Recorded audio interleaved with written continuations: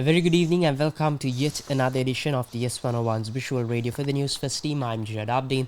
We start off with a look at your headlines. Newsfirst headline. In headlines, reserves rise to $5.7 billion by June 2024. Chinese naval training ship plans Po Lang to visit Sri Lanka.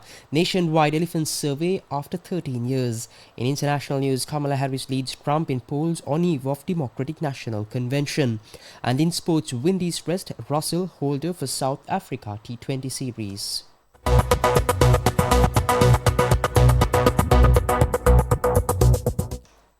And in your top story this evening, Sri Lanka's gross official reserves have increased to $5.7 billion by the end of June 2024, up from $4.4 billion rather at the end of 2023.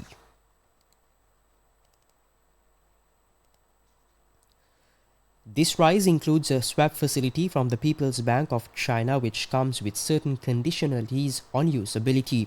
The increase in GOR was primarily driven by the net purchases of $1.8 billion by the central bank from the domestic foreign exchange market during the first half of 2024 and the receipt of approximately $336 million from the International Monetary Fund following the completion of the second review under the extended fund facility arrangement. The GOR now covers 3.9 months of imports as of the end of June 2024.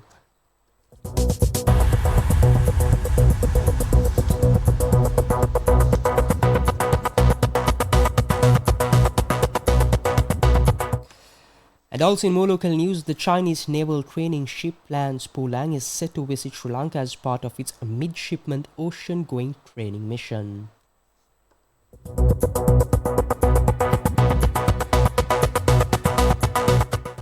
This visit is scheduled to take place between mid-August and late November, according to a statement from Senior Colonel Zhang Jiajang, the spokesperson for China's Ministry of National Defense. The mission, which includes stops in Vietnam, Indonesia, Singapore, and a technical stop in Hong Kong, aims to enhance the professional capabilities of midshipmen. It also seeks to strengthen exchanges, cooperation, and mutual trust between the Chinese PLA Navy and the navies of the destination countries. Senior Colonel Zhang emphasized that this initiative is part of China's broad effort to contribute to the building of a maritime community with a shared future.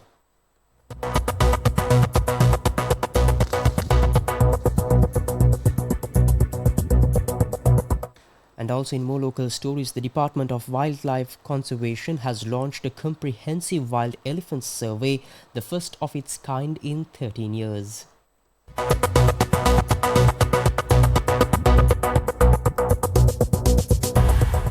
The survey, which began on Saturday, is set to continue, aiming to gather crucial data on the elephant population across Sri Lanka. The survey involves observations at 3,130 centres nationwide, with a deployment of 7,300 officers dedicated to data collection. This extensive effort is a collaborative initiative involving the Department of Wildlife Conservation, the National Zoological Park Department, the Forest Conservation Department, the Armed Forces, and university students.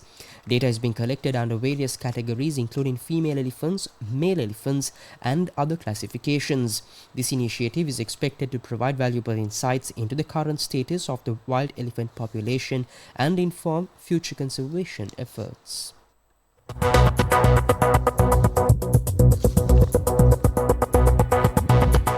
Up next is international news. International news.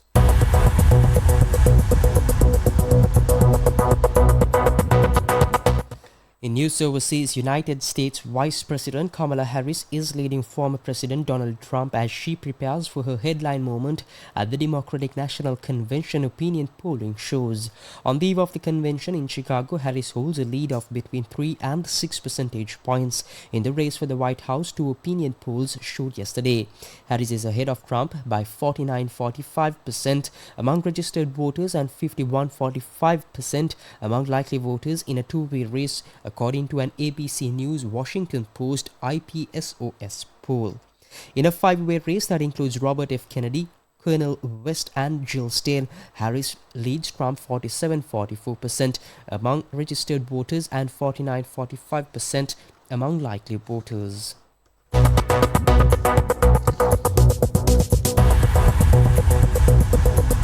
And up next is your update on sports. Sports news. And in sports cricket, West Indies said yesterday that West Indies all-rounders Andrew Russell and Jason Holder have been rested for this month's three-match T20 home series against South Africa.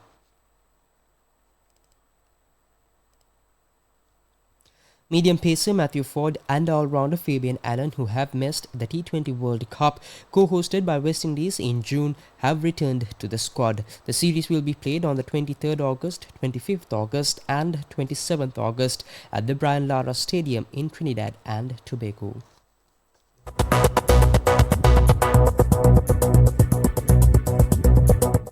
And with that, we wrap up this evening edition of the YES101's Visual Radio. For the Newsfirst team, I've been Joad Abdin. Have a nice day. Take care.